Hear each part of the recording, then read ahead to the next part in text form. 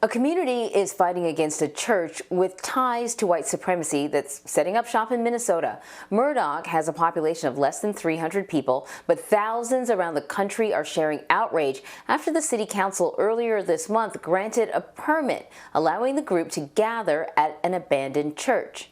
So Jordan Almen is a reporter for the Kerkhoven Banner, and she has been following this story, and she's going to break down everything we need to know about the group and what's happening in this tiny town. Thank you so much for joining us. So this is very fascinating, actually. So we have this group. It's kind of like a quasi-religious group, or it's using religion to gather. But explain what the group is and what they believe. Yeah, they're called the Asatru Folk Assembly. They claim to worship pagan gods. So you can think of like Thor, that kind of realm of belief, kind of the old Norse gods. And their version of it, they say, is based in the culture and kind of the ancestors of the people who came up with those beliefs. So the way that they worship, they say it has to be only white Northern European people because of this ethnic belief that goes into it.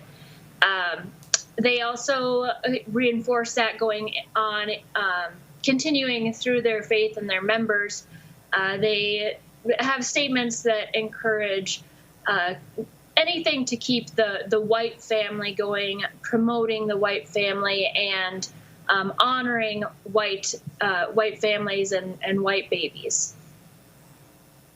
Yeah, and it's really interesting. You know, in your article, you point out ways in which the wording is maybe a little bit disguised. They're not quite as sort of blatant as saying sort of white outright, but we can dig into that a little bit more. Now I want to sort of talk about the permit issue, because this group bought this abandoned church, but they still needed a permit to gather there.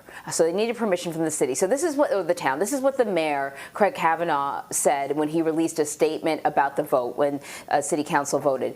He said this vote was about a zoning permit to let an old abandoned church be used for exactly what it was built for, a church. Now I understand the beliefs of who will be using the church are much different from one another, but that is every person's First Amendment right, according to the Constitution. Okay, so explain the zoning issue and the First Amendment issues that the City Council have been trying to grapple with in granting this permit. Sure. So the area is zoned residential, and that church previously had operated as a church kind of before zoning was even established in the town. But since then, they had created these rules where they would need to get this type of permit to be able to hold any sort of religious assembly and gathering, just as a way to kind of formalize things and keep a little bit of order in the town.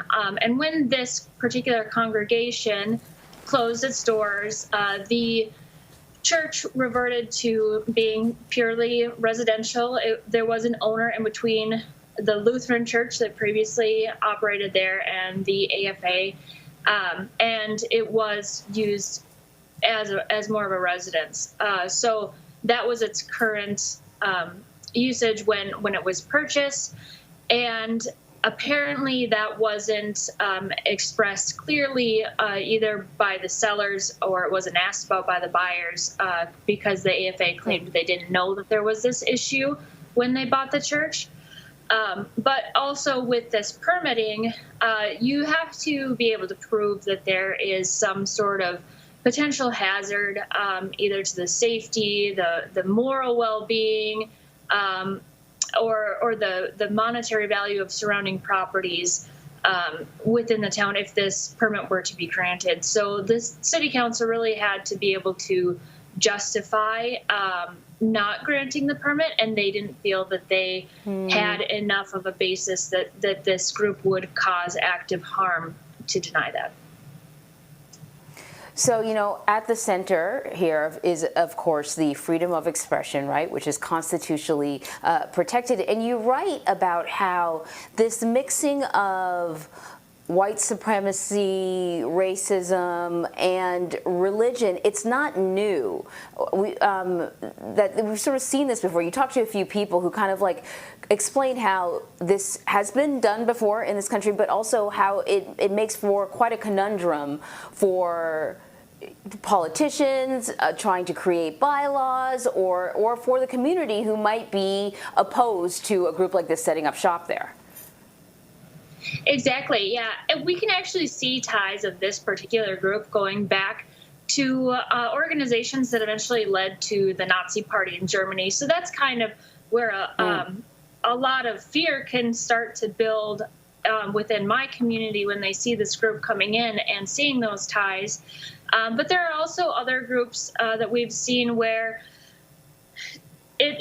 if they aren't officially saying that people of color are bad, or they're not welcome, or they're not encouraging any violence or discrimination towards them, it doesn't legally change their status as a religious group.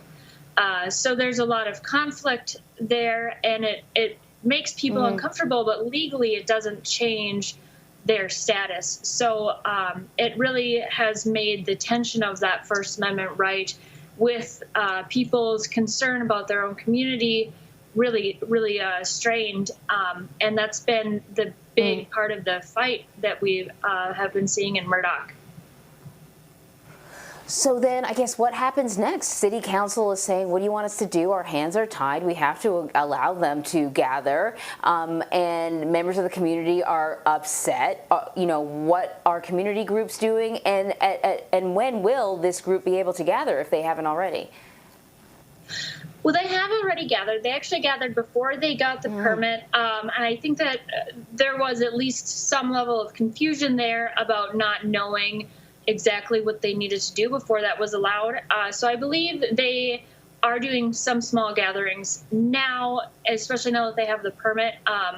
But they still have a lot of trouble. They don't have any members right in town that we know of. But as far as moving forward, there's a group in the area called the Murdock Area Alliance Against Hate that's been doing a lot of work to educate the community on this issue and help garner support for keeping Murdock a welcoming place where people of any background, any ethnicity feel comfortable and safe. And a big thing that they are pushing for right now is to have the city council come up with some anti-discrimination ordinances to say that they're actively going to protect people from facing that discrimination based on race. And there's also been a push to have more law enforcement in the area. These small towns in this area don't have their own police forces, so we contract out with the county sheriff's department. And Murdock has recently started a contract. They went now from 0 contracted hours to 15 hours per week. So that's a pretty big step up, at least knowing that there's that presence. If there were to be an issue, they're available and nearby if there is a danger that occurs. Yeah, it's a fascinating dilemma happening in a small town, but you can see it happening pretty much anywhere in this country. Jordan Almen, thank you so much for joining us. Thank you for having me.